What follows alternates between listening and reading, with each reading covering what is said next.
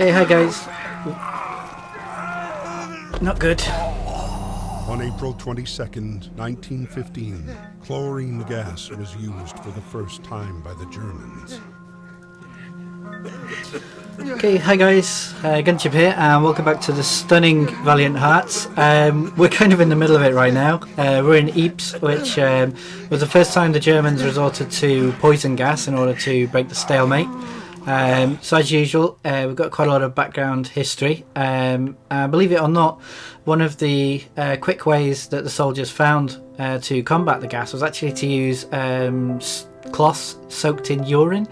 Which sounds pretty disgusting, but they found it actually counteracted the effects of the chlorine gas and saved a lot of soldiers' lives. So, it might sound ew, but if it's going to save your life, you'd do it. And as usual, we've got 6 items to find throughout our travels, so let's get it done. Now, first things first, as always, check the other way. And it looks like the dog's got a job to do, so go to it, boy. I guess we're going to have to call this dog something. Go, go, go! Go, go, go! Nicely done. So, I'm thinking let's call him Scruffy. That sounds kind of cool. So come on, Scruffy. Let's see what we can do. See what trouble we can cause.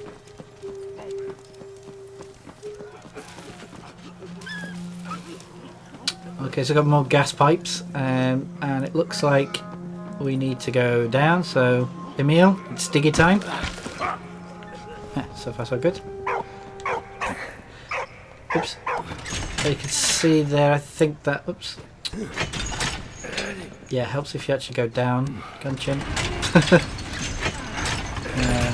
There we go. And now we can go up. Well done. So let's get over there and grab that collectible. And let's read all about that. So, Canadian identification tag. At the start of the war, Canadian identification tags were formed by large aluminium discs, which was because they were an emergency issue and had a unique shape. They were soon replaced by standard British tags, as were those of all British Empire forces. So yeah, it's kind of one of the things, there was no planning with this war. No one believed it'd go on for as long as it did. And, as a result, everything was kind of rushed, I guess. Oops.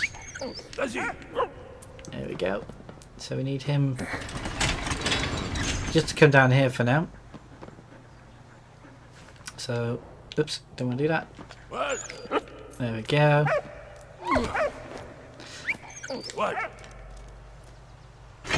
Good, Scruffy, good. And just bring it up 1 as well, you'll see why in a second.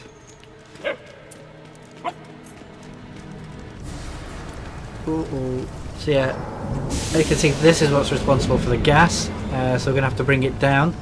As you can see, there's a kind of little diagram there telling us what we need to do. So yeah, let's go mess up this machine.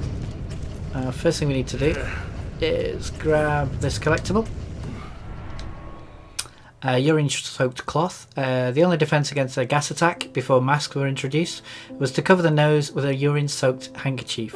Urine reacts with chloride directly in the handkerchief to form less noxious products, limiting the effects. It was not the most hygienic solution, I can imagine, but it's always better than a lung full of hydrochloric acid. So yeah, definitely pick a bit of PP any day if it means it's going to save my life. So come on, Emil, there we go.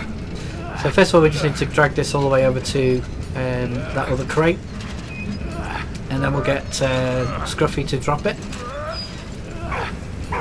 I know, Scruffy, I'm going as fast as I can, man. You chill.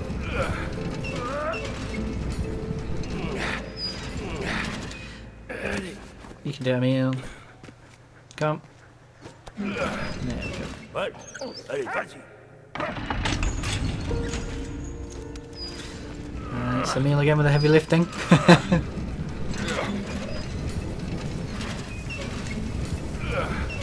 we go. Okay, so that's first bit, and then obviously we just need to change the gas flow. Nice. Stupid machine. Okay, so now on this one, we've got to do the same again. But I must admit, I'm never that great with these things. Oops.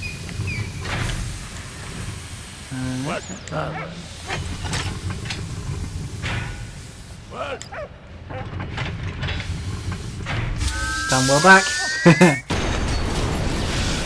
Yep, we broke it.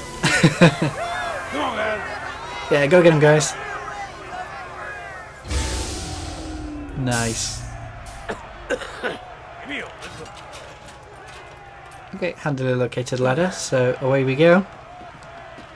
Leave the scene of the crime. Baron Von Douche is probably going to be pretty angry with us. Alrighty, sir. So the game wants us to go that way, so you know what that means. And hopefully, if I'm not crazy, yep, the dog's letting us know anyway. Oops. There we go. What have you found, boy? Letter from a Canadian soldier, 21st of April 1915. Dear parents, we are in Belgium, a truly flat land that reminds me of our Winnipeg plains. The big difference is that it's so damp here, which makes the cold even colder. The guys and I are going to make you proud of us. The Canadians will be the big heroes of this war. I'll write again soon, Stephen. And to be honest, Stephen was pretty much right, because the Canadians, you know, really were a valuable asset to the British war machine. They really were quite exceptional soldiers, to be fair. Let's carry on and see what other trouble we can get ourselves into. Because you know there's going to be some. Oh man, not this guy again. Okay, he's dropping gas canisters on us, which can never be a good thing. Uh-oh. Let's grab that. Gas canister deployment strategy. Gas canister deployment strategies were simple, but they did depend on the weather, especially on winds. Gas use required a constant downwind towards enemy lines to avoid the gas returning to its sender, because karma's a bitch. Any battle plans were therefore dependent on the weather forecast. So yeah, it's quite important to know that really, that weather did play quite a big role in the First World War, a lot more than people would think. So we've got another puzzle by the looks of it. So yeah, let's get it done. Alright man, don't worry, I'm hurrying, but you know, collectibles come first. So let's see what we got here. Belgian Shako. The Belgian Army's distinctive Shako resemble a top hat with the rim replaced by a visor. The Shako is replaced by the Ypres cap, a soft cap with flaps that could be pulled down over the ears. The cap was called the Ypres because Belgian soldiers massed behind the river Ypres to hold off the German advance. So that's pretty cool, a bit of fashion history there.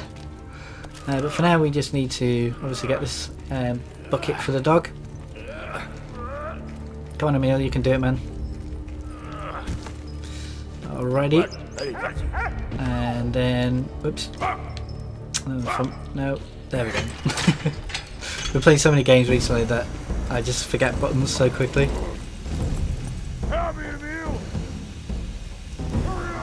Okay, don't worry dude.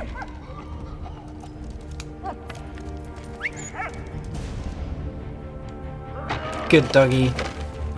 It's Scuffy to the rescue once more. I'll take that. Good dog. Oops. No. Ah. Complicated. Oh, phew.